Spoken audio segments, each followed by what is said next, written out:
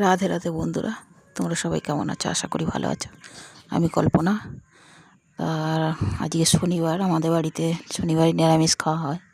তা রান্না করে নিয়েছি ডাল আর বাঁধাকপি ভাজা, বিরি কলাইয়ের ডাল রান্না করেছি, আর একটু বেগুন ভেজেছিলাম। বাস এইটুকুই করেছি। আজকে শনিবার, একে নিরামিষ খায় সবাই আমাদের বাড়িতে।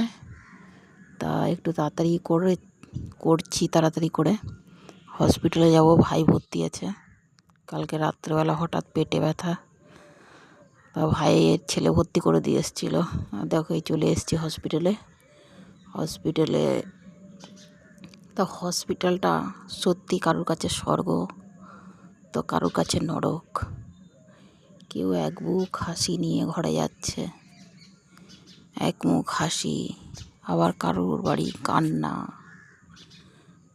কেউ না কেউ মরছে রোজ এই পৃথিবীতে, আর কেউ না কেউ জন্মাচ্ছে।